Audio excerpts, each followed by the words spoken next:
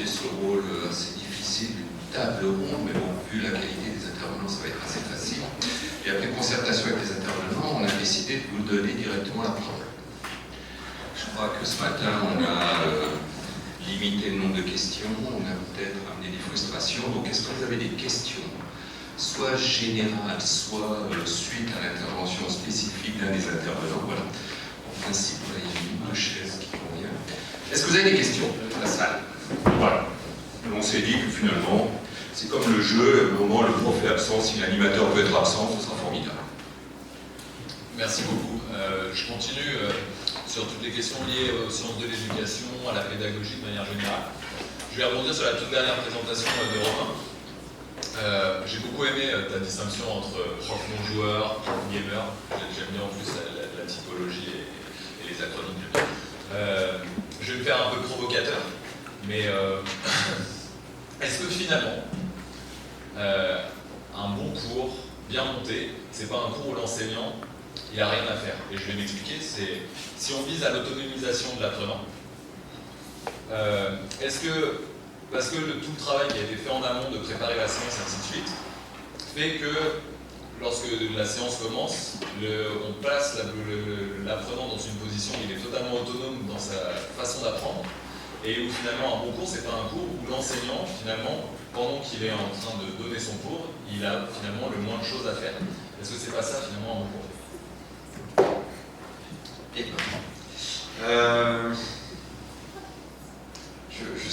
Je sais pas, peut-être qu'en histoire-géo, on est peut-être plus dans une posture où, frontale, on a tendance à dispenser. Enfin, je veux dire, j'ai du mal à voir comment l'élève peut être autonome sans que le prof soit actif en classe, du moins dans certains moments.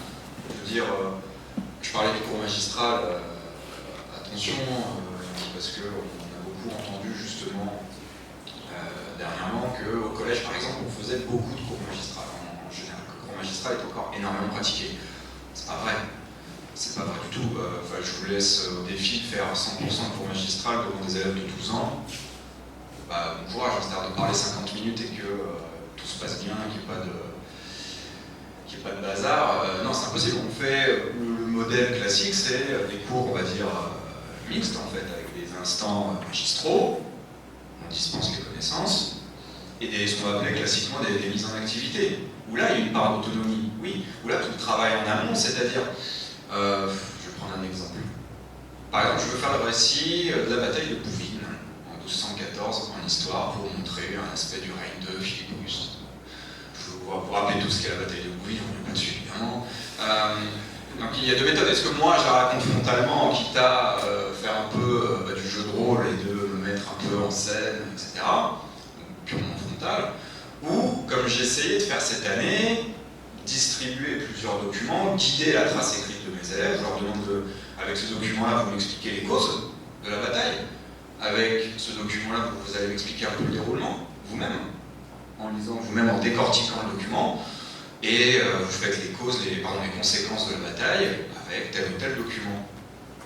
Donc ça serait de l'autonomisation, oui. Malheureusement, en comparant, alors voilà, j'ai cette comparaison sur 2 ans, 1 an, je l'ai fait purement magistralement, pardon. Et la deuxième année, je l'ai fait de cette manière.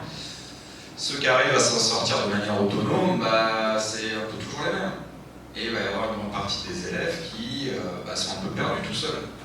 D'où l'idée, alors c'est aussi à la mode, entre guillemets, même si c'est quelque chose d'extrêmement positif, c'est de faire de la différenciation. C'est-à-dire pas donner les mêmes consignes à tous les élèves pour que justement ils arrivent à s'en sortir seuls, évidemment. Mais je pense toujours que la parole du professeur doit être présente en classe. Rien que pour ça, moi j'ai plaisir à raconter des phases de l'histoire. Je trouve que c'est aussi efficace. Mais je rebondis et après je laisse le micro. Est-ce que la position de l'enseignant, ça doit pas être, encore une fois provocation, ça doit pas être une position de guide, c'est-à-dire à la manière d'un guide de haute montagne, où quand tu veux, par exemple, tu t'arrives à la montagne, tu veux faire un sommet parce que toi tu es très sportif, donc le guide il va te dire là ça va être plutôt, si tu veux faire quelque chose d'un peu sportif, tu vas aller plutôt par là, et puis tu vas avoir d'autres gens qui vont te dire moi je suis plutôt en famille, donc plutôt une petite balade d'1 heure et le guide il va t'emmener plutôt par là-bas. Est-ce que l'enseignant, son rôle, justement, c'est pas pour tel élève de lui dire bah, va piocher dans tel dispositif, dans tels outils qui sont à ta disposition, comme par exemple des revues, des livres. Pour d'autres, ça va plutôt être d'aller chercher dans le jeu vidéo, dans des reportages télévisés. Pour d'autres, ça va être dans des manuels et des ouvrages scolaires. Dans d'autres, ça va être plutôt par l'échange et le débat avec des spécialistes. Un parent d'élève qui serait spécialisé sur la bataille de Bouvines, par exemple, ou quelque chose comme ça. Je veux bien, mais ouais, toutes ces idées en même temps, on va dire c'est compliqué, mais comment te dire? Oui, l'idée, enfin moi je fais ça, c'est-à-dire que très tôt dans l'année, j'essaye de définir 3 groupes, 3 niveaux d'élèves, on va dire les très bons, ceux qui ont les moyens et ceux qui sont vraiment en difficulté, et j'essaye d'apporter une pédagogie un peu différente pour chaque groupe, mais dans des classes qui sont entre 25 et 30, c'est toujours compliqué, mais après chaque élève a des besoins différents, et c'est là l'intérêt, je trouve, du jeu qui se développe de plus en plus. C'est pour ça qu'on parle, c'est quoi l'impact vraiment du jeu vidéo en classe sur les apprentissages. Honnêtement, j'ai du mal à vraiment les définir. Je termine juste. Ce que je trouve plutôt qui est intéressant, c'est le développement du lien social entre les élèves, qui vont les pousser à être plus autonomes, et je vois que certains, pour Stronghold par exemple, où je leur laisse une certaine autonomie globale, ils vont aider les autres. Et donc il y a l'enseignement, on va dire, par les pairs, je pense qu'on peut essayer de parler de ça. C'est ça qui me semble intéressant. Donc le jeu permet de développer une certaine autonomie. Je suis d'accord avec la vision de l'enseignement, je suis d'accord avec ça, mais c'est pas évident de mettre en œuvre tout le temps sur tous les sujets. Philippe Cohard, qui peut nous amener un témoignage suite à ces résultats de recherche. Oui, c'est surtout pour rebondir sur la problématique que vous soulevez. Je crois que c'est aussi une problématique des modalités de mise en œuvre des serious games. Alors déjà, bien séparer apprentissage et enseignement. L'apprentissage chez l'apprenant, chez l'étudiant, et l'enseignement comme une personne qui vient quelque part étayer, qui vient aider, qui est le guide, comme vous le disiez tout à l'heure. Et justement, c'est comment est-ce qu'on se sert du serious game. Et ça, c'est les modalités d'utilisation du serious game. Alors, la littérature nous en parle également. Est-ce qu'on voit le serious game avec un enseignant qui est le joueur et qui montre, où là on est quand même assez transmissif? Est-ce que l'étudiant va jouer avec la classe, et là on est dans des choses plutôt socio-constructivistes, avec les pairs, des auteurs comme Vygotsky. Donc, est-ce qu'on est dans cette modalité-là, et à ce moment-là, la dynamique va changer? Est-ce qu'on est dans un jeu seul face à son écran? Et à ce moment-là, ça repose la question. Bon, déjà, est-ce qu'il va jouer à l'école, enfin, à l'université, ou est-ce qu'il va jouer chez lui? Et deuxième chose, comment est-ce que le concepteur de l'instructional design a pris en compte ces dimensions? Est-ce qu'il a pris en compte plutôt un point de vue behavioriste, des stimulus-réponses? Est-ce qu'il a pris en compte le point de vue cognitif? Comment est-ce que j'amène quelqu'un à construire une réflexion avec le point de vue autour de Piaget, par exemple? Ou bien est-ce que j'ai pris en compte le fait que l'étudiant va dialoguer au travers du réseau, ou bien va dialoguer dans la classe, mais il utilisera lui tout seul une application? Donc là, ça pose autant de problèmes. Je crois qu'il y avait une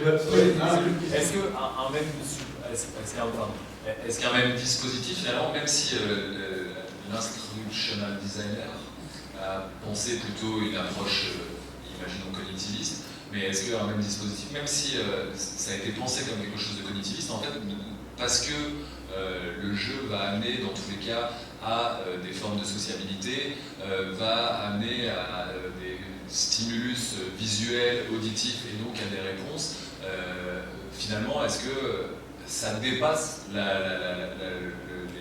pensée et ce qu'a voulu transmettre comme idée ou comme design, l'instructional designer, finalement, en fait, ça veut dire que l'apprenant détourne au-delà de ce qu'avait imaginé le designer à la base. Alors, la réalité permet d'apporter d'autres dimensions qui ne sont pas présentes. C'est un détournement, finalement. Mais par exemple, si vous avez un jeu vidéo qui n'a pas de dimension réseau qui sont intégrées, a priori, il ne peut pas être vraiment socio-constructiviste puisqu'on n'a pas cette dimension sociale.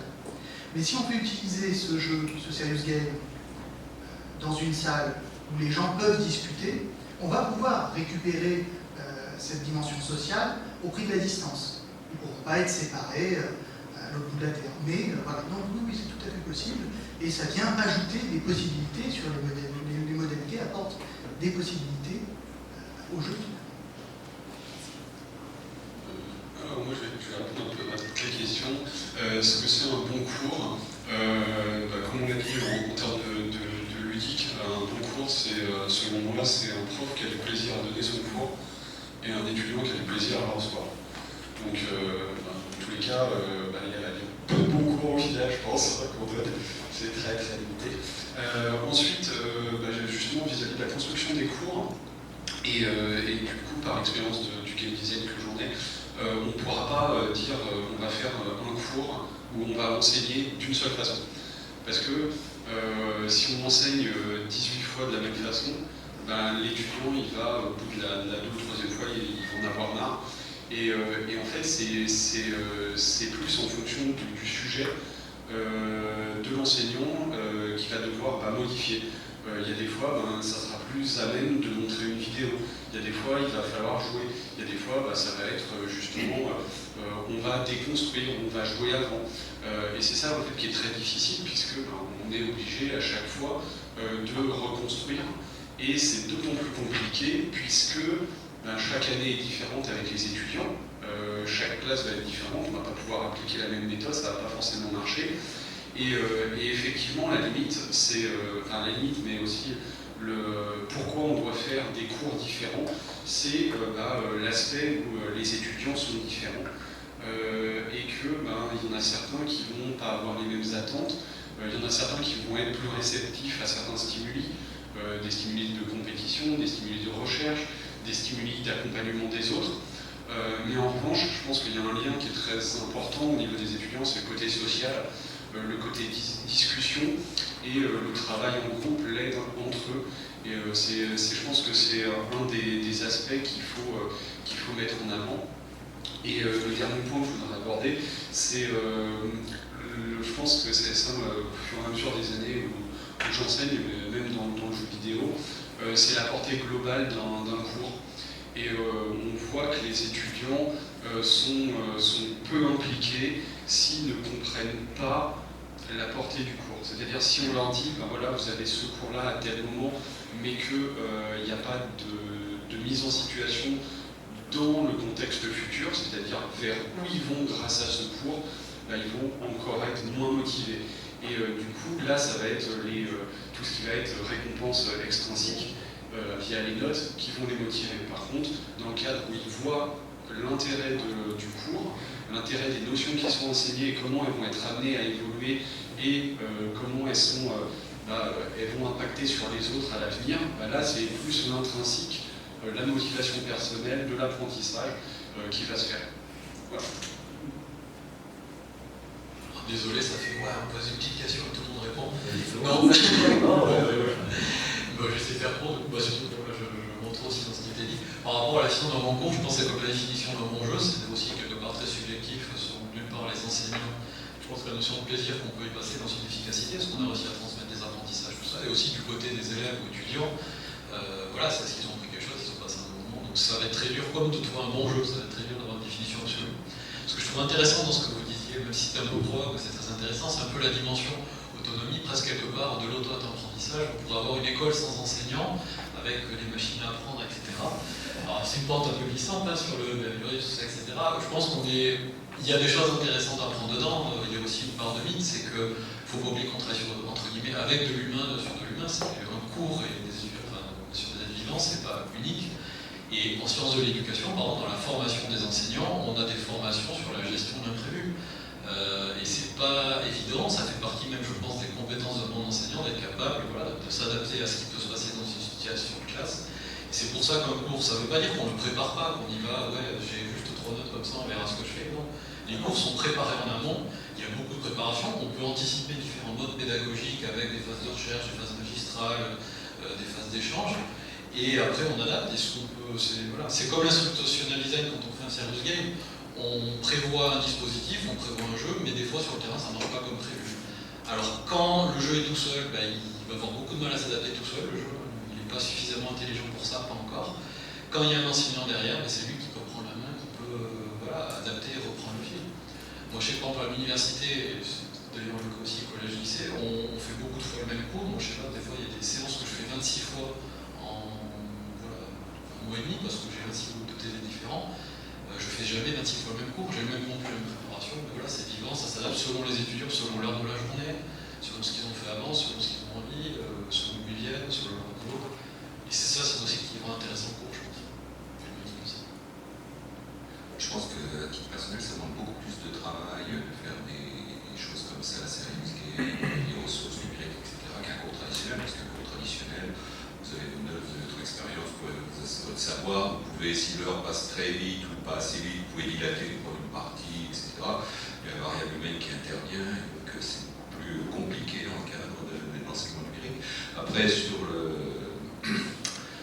mythe, est-ce que l'enseignant va disparaître un jour? Moi je suis prof de marketing, et ça fait un petit peu 30 ans que je traîne là-dedans, et quand on a vu arriver le marketing direct, voire après le e-commerce, on s'est dit est-ce que ça va supprimer le commercial? On voit qu'on a toujours besoin de commerciaux, donc je suis assez optimiste pour le pédagogue, puisque même s'il est peut-être moins présent, il faudra qu'il conçoive les ressources, qu'il conçoive toute l'ingénierie pédagogique, comment il combine ce que tu as dit tout à l'heure, tu as cité, je sais pas, 10-15 ressources.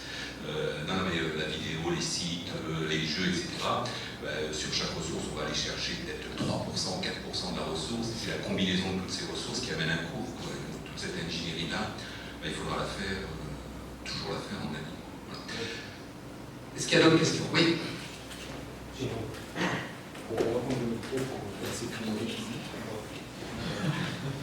Bonjour à tous.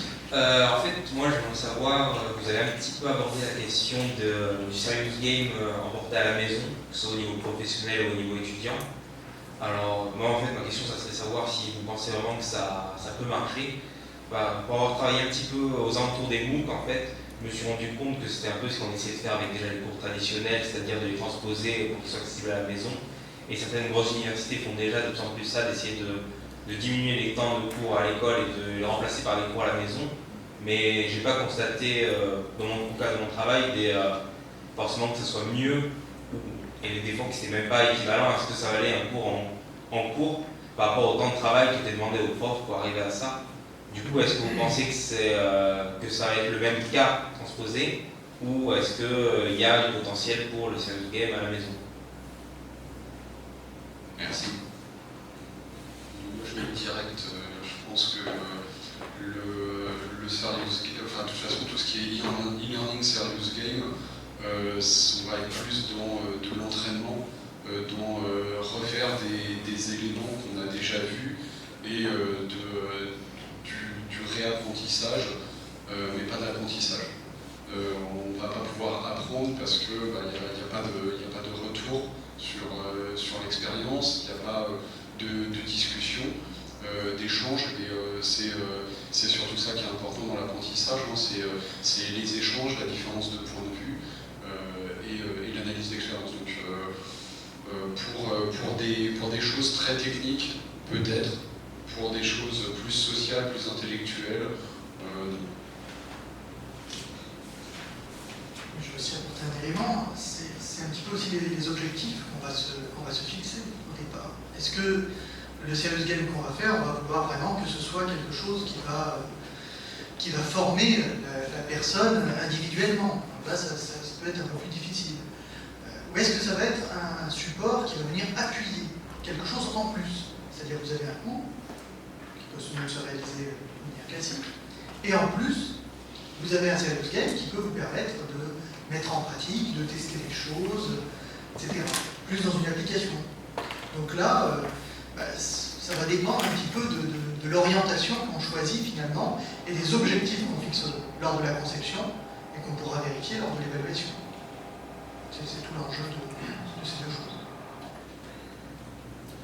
Du coup, merci pour la question. Je pense que ça soulève d'autres choses plus larges, même sur l'enseignement en distance en général. Alors, dans la pratique, au départ, je pense que c'était plus une volonté économique de se dire tiens, on va faire des économies de chauffage, de logo, etc. Enfin, il y a aussi cette volonté-là qui n'est pas forcément affichée, mais il y a cette idée-là derrière tout ce qui est mise à distance et mise 100% à distance de cours. dans la pratique, on se rend compte en tant qu'enseignant que finalement ça coûte plus cher, ça demande plus de temps de faire de l'enseignement à distance, surtout quand on a des grosses cohortes d'étudiants, que de le faire en présentiel, parce que comme on n'a pas la personne en physique, c'est très dur pour échanger, tout ça, c'est plus complexe, des fois ça demande un investissement plus fort. Du coup, pour le serious game, je pense que les deux cas sont possibles. Dans le cas qui nous a été présenté ce matin, c'était un jeu qui était plutôt prévu pour la formation, si j'ai bien suivi, professionnelle en présentiel, justement pour que le formateur puisse faire sûrement son rôle de briefing, d'accompagnement, qui serait très très difficile à faire à distance, en tout cas avec des modalités différentes. Après, on a aussi des serious games qui sont plus, alors moins sur l'ordre de la formation, mais plus de la communication, qui sont pensés à distance. Je pense par exemple à un jeu qui s'appelait Disney Stars, qui avait été pensé pour former des agences de voyage pour qu'elles vendent, qu'elles connaissent bien les offres d'Euro Disney pour bien les vendre ensuite à leurs clients. C'était un jeu qui avait été dès le départ pensé pour une utilisation non pas en présentiel mais en distance. Ils ont arrosé comme ça un réseau, je ne sais plus combien de centaines d'agences de voyage. C'était en temps 100% en ligne avec après des débriefings aussi pensés en ligne. Je pense que l'efficacité du jeu était moins, donc si c'était une séance à distance, mais voilà, ça peut exister, mais comme l'a dit Philippe, c'était pensé dès le départ. Le jeu, il est pensé pour ça. Quand on crée un jeu, qu'il soit sérieux ou pas d'ailleurs, c'est bien de connaître son public. Donc si ça va être utilisé à la maison, on va pas faire les mêmes choix que si ça sera utilisé uniquement avec un enseignant à côté. Ouais. Moi j'ai essayé cette année, donc je parlais du jeu Sauvons le Louvre tout à l'heure, que j'avais essayé avec une classe de 3e en classe informatique, qui ont joué avec moi pendant 1 heure. C'est la séance où je ne servais à rien, quand j'expliquais tout à l'heure. Voilà. Et 2 autres classes de 3e, je me suis dit, tiens, vu que je ne sers à rien, on va les faire jouer à la maison. Et l'idée c'était de se demander, est-ce qu'en jouant à la maison, donc dans leur cadre de jeu habituel, ils vont plus apprécier le jeu ou pas. Bref, il va y avoir une différence d'expérience de jeu en fait là-dedans.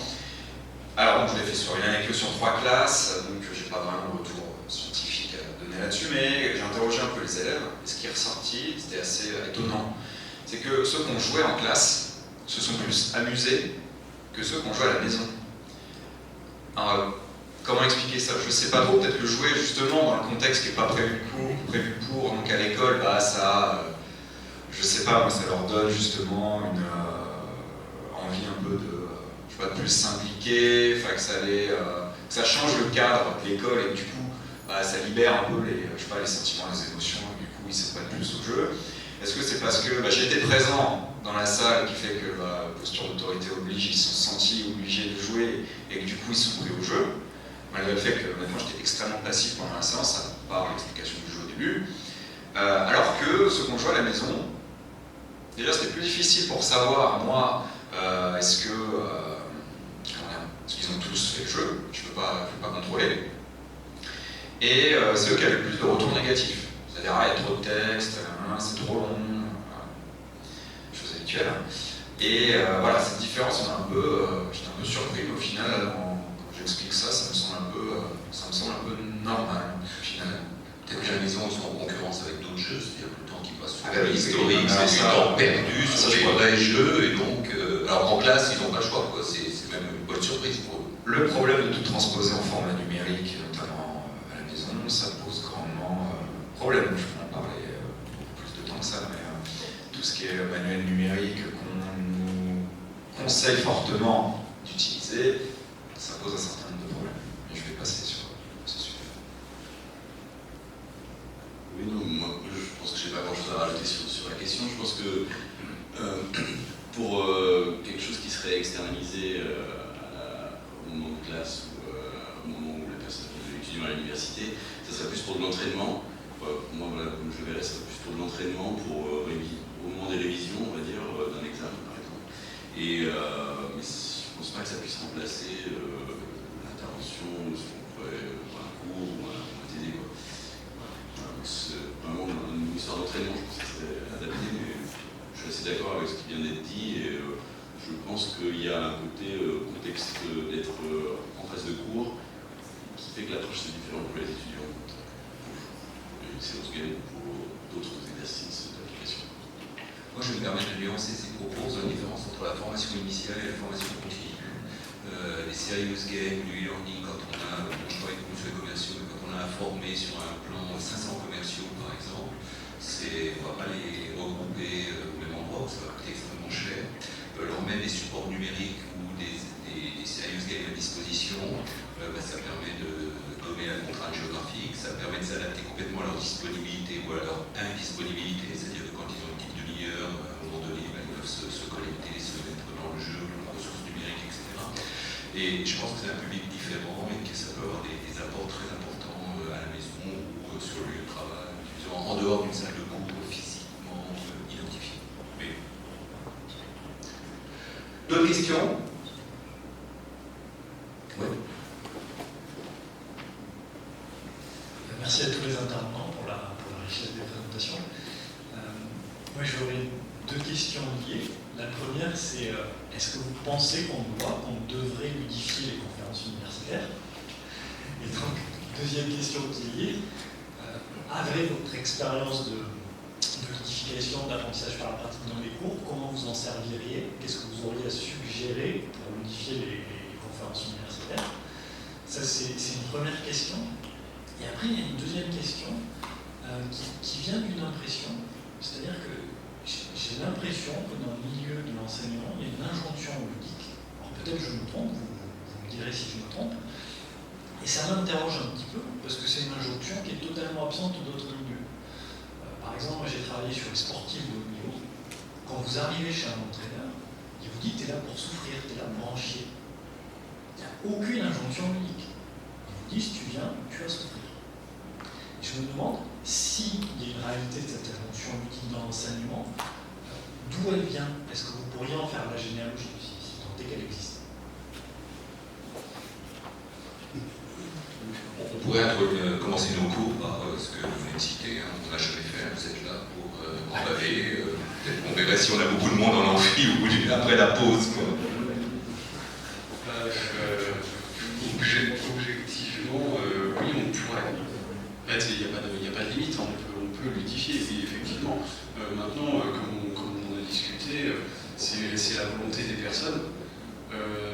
C'est la volonté des personnes, la culture des personnes, parce qu'il n'y a pas forcément des personnes qui ont une grande conscience du jeu et qui ont envie de le faire. Je pense qu'il y a des gens qui aiment leur métier et qui aiment donner un cours de cette façon-là. Ils ne vont pas le changer. Il y a des cours qui nécessitent de ne pas être ludifiés, je pense. Il y a des façons de voir. Moi, j'ai des cours où je me dis, bah non, c'est cette méthode-là et pas la suivante. Il y a des fois, oui, il faut le faire dans la douleur, parce que c'est le fameux Daniel Retry des jeux vidéo. On peut, le plaisir, il peut venir aussi de la douleur. Chez les sportifs, c'est le cas. Comment tu t'améliores? C'est parce que tu as de la douleur, parce que ton corps il est en train de changer. Et la seule manière de voir que tu changes, c'est parce que tu as de la douleur. Donc c'est normal qu'il souffre. Ici, en termes intellectuels, c'est un peu plus difficile. Donc oui, c'est techniquement faisable. Est-ce que c'est intéressant? Moi, je ne pense pas forcément. Donc après, sur la deuxième question, je n'ai pas très bien compris. Je ne vais pas me m'hasarder là-dessus. Voilà, mais vraiment, à voir. Pour réagir donc sur l'injection au jeu, je pense qu'il ne faut pas prendre aussi la table ronde qu'on a aujourd'hui comme représentatif. On est peut-être plutôt une minorité même à vouloir faire du jeu. Il y a peut-être une reconnaissance institutionnelle du jeu, et je pense que ça rejoint ce que disait Romain tout à l'heure, c'est qu'on se pose, on voit des fois le jeu, notamment au niveau de l'institution, comme une réponse, peut-être comme une mauvaise réponse à un vrai problème, en termes de motivation des élèves, etc., de temps d'attention. Moi je pense que le jeu, pour que ça reste intéressant, il faut pas en mettre partout aussi. C'est pour ça que sur la gamification, ludification, c'est à manier avec précaution. On a des fois des choses hybrides qui sont pas forcément si intéressantes et pas forcément plus efficaces d'un point de vue pédagogique. Donc, juste pour la partie des conférences scientifiques universitaires, je pense que c'est ça la question. Personnellement, moi je me fais pas chier pour les conférences, pour peu que le sujet m'intéresse. On pourrait effectivement essayer de les ludifier. Personnellement, je pense que ça ne serait pas forcément si intéressant que ça, dans le sens où le format est relativement court. Si le sujet est un jeu, des conférences, il y a plein de conférences qui ont plein de tracks, donc des conférences en parallèle, on peut choisir ces sujets. On va a priori plutôt vers ce qui nous intéresse. Et si ça nous intéresse, on est plus réceptif moi et pourtant je suis très joueur et très sensible à la pédagogie dans le jeu, si on proposait des jeux à chaque conférence universitaire, je me dirais peut-être là j'ai joué 1 heure, on aurait pu m'expliquer la même chose dans un exposé de 10 minutes et j'aurais préféré. Comme des fois au lieu de voir une vidéo, je préfère lire, parce que ça va plus vite et je peux faire monter, voilà. Donc je pense que et c'est ce qui a été un peu dit, c'est de varier les modalités pédagogiques, c'est important, et de savoir où mettre du jeu et où pas en mettre. C'est ça aussi peut-être une compétence des nouveaux enseignants qui utilisent du jeu, c'est de savoir où il est productif, où il est pertinent, où il n'est pas. Il y a plein de choses, c'est connu en formation continue comme formation initiale, qui sont plus efficaces. Le jeu peut être parfois contre-productif. On a eu des exemples d'études scientifiques qui ont montré que c'était moins efficace dans certaines situations, qu'un cours magistral était plus efficace. Ce qui est intéressant, voilà, c'est la mixité, l'association et aussi peut-être, on disait tout à l'heure, cette part d'imprévu d'adaptation à l'humain, au public. Donc pour l'injonction au jeu, voilà, je sais pas si peut-être que je vais marcher plus que je crois. Moi je la ressens pas comme ça. Non, moi je suis assez d'accord, il n'y a pas d'injonction.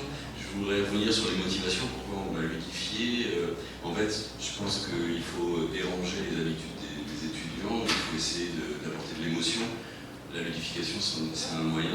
Donc si on fait pareil avec les conférences universitaires, on voit des collègues, surtout américains, ils ne vont pas ludifier leur conférence, mais par contre, ils vont toujours faire une blague au début et à la fin, mettre des petites BD. Et je pense que c'est pour apporter de l'émotion, et en fait, pour un public qui dort, ça peut payer un petit peu.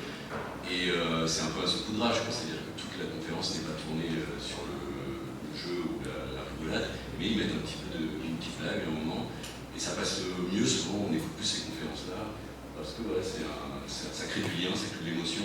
Et la ludification, je pense que c'est aussi un moyen justement de créer du lien, ou de l'émotion avec l'étudiant, et de dépasser le côté enseignant, et lui il est là en train d'écouter, et il apprend, il reçoit des connaissances, même s'il le fait, il le fait sans s'en rendre compte un petit peu. Je pense que c'est pour l'émotion. Moi, des conférences ludifiées, je pense en avoir vu, je sais pas si ça rentre vraiment là-dedans, mais j'ai eu une conférence sur le thème jeux vidéo et cinéma, menée par un spécialiste de la question qui est Alexis Blanchère, Mathieu Triclot qui a publié un ouvrage sur la philosophie des jeux vidéo, et accompagné par Karim Debache qui est un vidéaste sur ces questions, qui fait d'excellentes chroniques là-dessus. Et en fait, ils étaient 3, donc, et plutôt que chacun parle pendant une demi-heure après la question publique de manière classique, ils ont fait un bingo.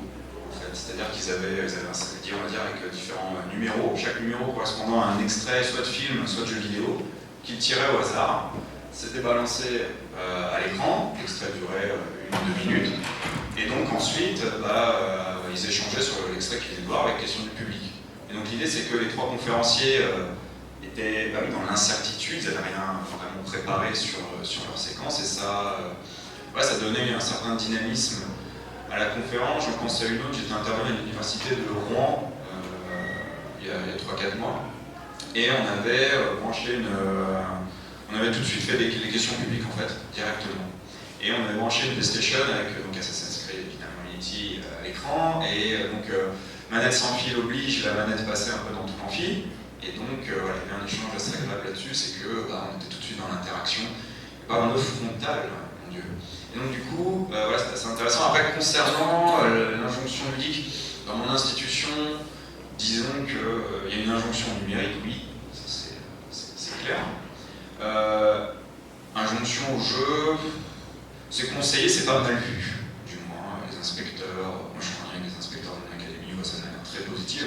À partir du moment, évidemment, c'est dans les règles, c'est un programme où je ne fais pas jouer Jeter, évidemment. Mais je rejoins ce que tu disais tout à l'heure, l'intérêt du jeu, c'est surtout aussi de varier sa pédagogie. Je pense qu'il faut se méfier de quelque chose, de rester toujours dans la même posture et dans la même pédagogie. C'est là, par contre, que l'ennui peut s'installer. C'est-à-dire, si on fait vraiment toujours la même chose, si on joue à chaque heure, je pense qu'au bout d'un moment, oui, je les perds, mes élèves, je pense. Donc tout est dans la variation des postures, et tout dépend aussi du sujet qu'on aborde. Enfin, c'est un peu facile comme réponse, ça dépend, mais voilà, sur le terrain, c'est quand même avant tout ça, quoi. Pareil, quand on parle de la place du jeu, en général, oui, on parle de quel jeu. Ce que tu disais, je crois, tout à l'heure, c'est très vague, ça dépend du gameplay, le choix du type de jeu, ça dépend d'énormément de choses, donc c'est compliqué de faire une réponse unifiée sur le jeu à l'école. Pour apporter encore est-ce qu'une injonction pourrait fonctionner finalement? Est-ce qu'une injonction à gamifier un certain nombre d'éléments pourrait amener finalement à un résultat qui serait un résultat intéressant? Pas forcément. Alors je pense qu'il y a plutôt une dynamique culturelle, avec le fait que les jeux vidéo intéressent un certain nombre de publics, de plus en plus grands. Donc de toute façon, eh bien ça peut être un média intéressant. Donc là, une dynamique qui se crée et qui est accompagnée par des dispositifs, des financements qui sont mis à disposition pour pouvoir essayer de développer justement cette nouvelle partie finalement de la culture. Alors c'est plutôt cet aspect-là qui se développe. Moi je vais revenir sur ce que dit Geoffroy. Il parlait du coup des conférences à l'américaine et du coup on est plus dans le storytelling avec une gestion du temps, donc du pacing des conférences, de la rythmique, de l'attention et après nous on pourrait doubler ça avec l'utilisation d'activités et du coup de ludification, de gamification et c'est là où ça serait intéressant. Donc il y a un travail qui est énorme puisque il y a toute une compréhension de ce que c'est le jeu, comment on peut l'introduire, comment faire des cours qui soient rythmés, qui soient intéressants, qui soient impliquants en termes mental pour les individus, puisque comme on l'a vu, le taux d'attention, le temps d'attention, il est de 15 minutes, que ce soit chez les 6e, chez les 5e, et moi j'ai des étudiants de 20 ans, 20 ans et plus, même s'ils sont intéressés par la discipline, donc alors vous voyez, 15 minutes c'est le maximum, et je peux vous dire que c'est difficile. Sur des théories, pour peu que vous soyez intéressés, la théorie c'est 45 minutes minimum. Eux, au bout d'un quart d'heure, ils sont déjà droppés, donc faut les retenir via des petites blagues, via des activités annexes. Et ça, c'est intéressant. Juste pour élargir, je crois que le jeu il permet de changer les comportements. Et j'ai en tête, Antoine, on avait fait une conférence avec les gens de Game qui étaient venus. Et il y avait eu une expérience qui avait été faite à la sortie du métro pour que les gens prennent plutôt les escaliers plutôt que l'escalator. Et ils avaient mis sur les marches des touches de piano, enfin, je ne sais pas comment c'est fait, et en montant sur les marches, ça faisait des mélodies. Et ils avaient constaté qu'il y avait un nombre de gens un peu plus important qui prenaient les escaliers pour ces gonds de bouger, etc. Plutôt que de passer par un escalier. Alors ça dure tourner à l'escalier quelques secondes, mais il y avait plus de gens, ça changeait un comportement et ça amenait un comportement médiatique. Après, pour rebondir sur ce qu'ils ont dit, c'est quand vous allez dans une salle de cours, moi en ce qui me concerne, j'ai pas les étudiants de prépa qui sont motivés là pour venir, ils sont là pour valider le plus rapidement possible leur année.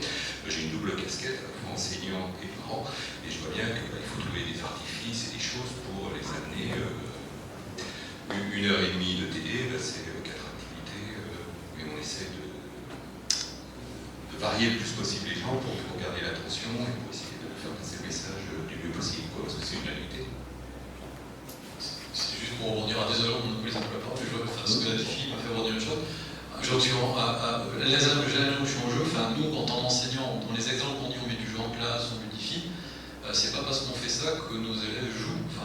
Quand on parle de posture ludique, si on se met du côté du joueur, de la personne qui va utiliser le jeu, si on prend Angel Goriot, Kaiwa, tous les penseurs du jeu, quelque chose qui revient parmi les nombreux critères qui peuvent définir cette notion assez difficile que le jeu, c'est bien la liberté. On ne peut pas jouer contre son gré, on ne peut pas forcer quelqu'un à jouer, on peut le forcer à utiliser un jeu, on ne peut pas forcer à jouer forcément à ce qui soit dans cette posture ludique et cette notion de plaisir.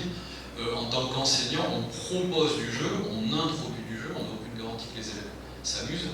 Et je veux même être un peu provoque, on n'a pas forcément 100% du temps l'intérêt qu'ils s'amusent. Des fois, ils peuvent ne pas s'amuser, ils peuvent être dans des activités interactives ludiques. Il va y avoir, Gilles Bourgère qui a beaucoup étudié la question, le dit, on navigue des fois entre le jeu et le non-jeu. On va avoir des moments où on s'amuse, on se laisse prendre au jeu, et des moments où on est rattrapé par le côté éducatif, la frustration, tout ça, et peut-être ces touches-là vont avoir eu des apprentissages. On en est conscient, donc il ne faut pas non plus. Et des fois, dans les courants de la gamification, on voit des choses comme ça qui ont l'air magiques. Oui, en fait, il y a des choses des fois un peu bizarres qui sont faites, ou pas forcément si efficaces que ça. C'est pas parce qu'on ne va pas transformer le monde en jeu géant. Je ne pense pas que ce soit sociétal non plus. je vais finir, mais effectivement, on n'apporte pas assez, c'est quand même, faut pas l'oublier, la dangerosité du jeu, puisque le jeu va aussi exacerber des comportements, et surtout dans des comportements de groupe, puisque ils vont incarner des personnes, donc qui dit incarnation, dit posture, dit rôle, et donc ils vont plus être eux-mêmes, et on peut avoir des comportements très négatifs. On peut avoir le jeu qui va amener de la compétition et du coup de la violence. Et là, il y a quand même une grande part de responsabilité de l'enseignant en amont, puis aussi après, pour désamorcer la chose, pour débriefer, et puis justement pour accompagner. Je ne sais pas si tu as vu ces cas-là de jeux, de comportements violents pendant les cours. C'est filmé. Moi, je sais. Moi, je vois où... Violent, très agité, oui.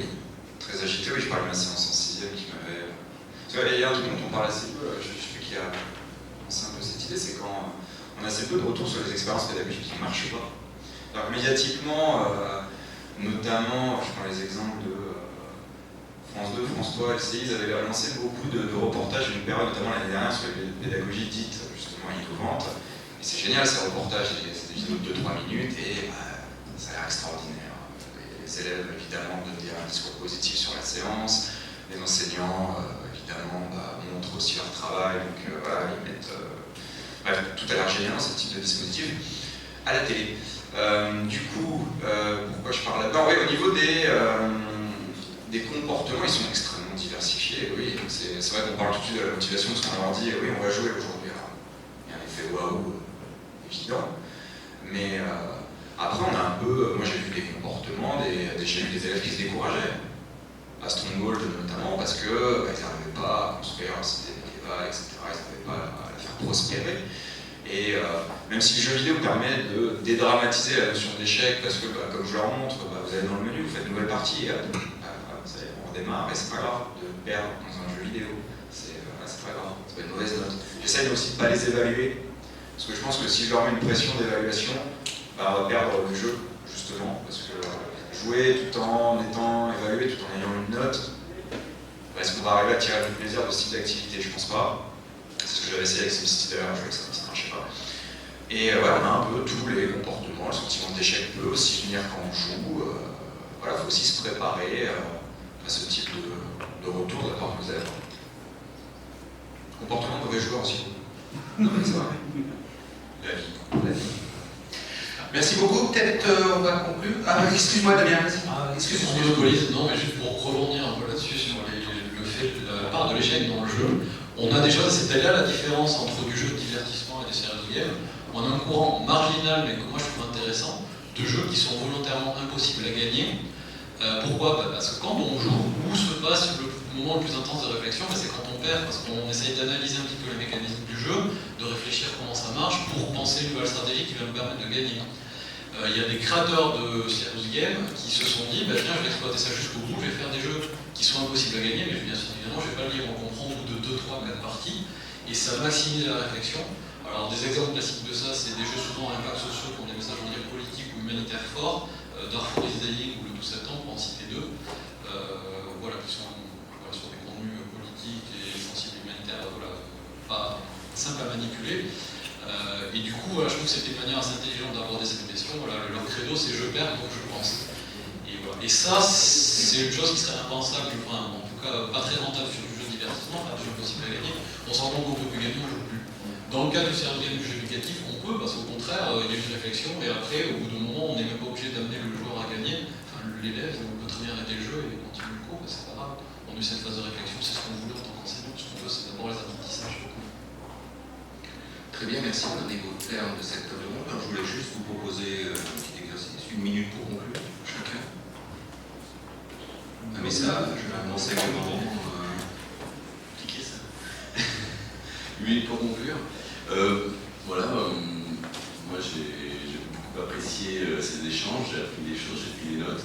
Je regarderai des blogs YouTube ou des sites dont j'ai eu les références ce matin. Moi je pense intéressant, c'est de partager nos expériences, donc ce qui marche et ce qui ne marche pas.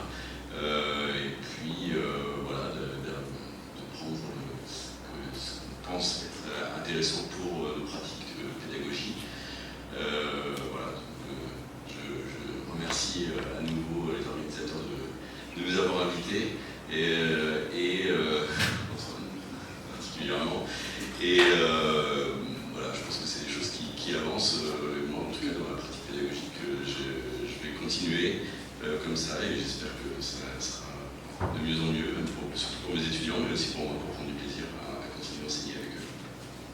Merci. Merci.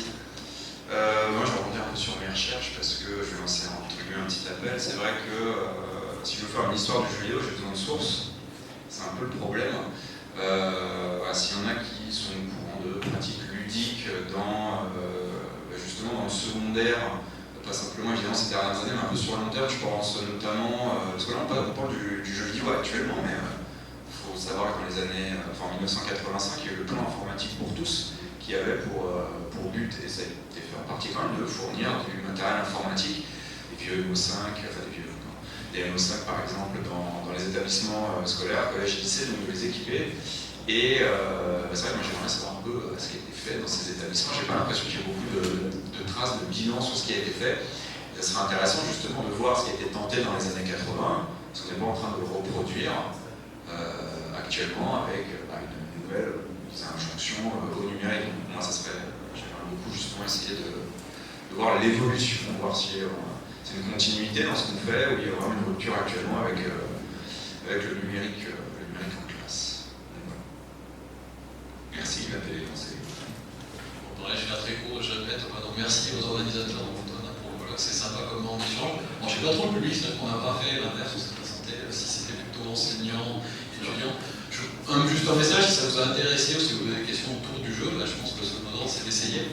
Il y a pas d'être expert pour faire du jeu, ou en tout cas, effectivement, ça demande un certain niveau de maîtrise pour vraiment se lancer dans les élèves. Mais tous, là, vous nous voyez, on vient faire des jolis discours en maîtrise, regardez, je suis à l'aise. On a tous commencé avec des choses qui n'ont pas forcément marché, voilà, on a tous eu des premiers pas. Donc, c'est quelque chose qui a beaucoup de potentiel, qui est intéressant dans toute la simulation. Voilà. N'hésitez pas à essayer de trouver le jeu pratique. Et surtout, je crois que je n'ai pas eu le temps d'en parler tout à l'heure, mais c'est une pratique minoritaire.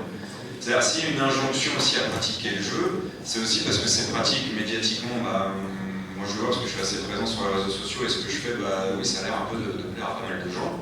Et si je prends un exemple de ce que je fais de mes heures de jeu en 5e, pour une classe, j'ai joué 2 heures à Stonewall dans l'année.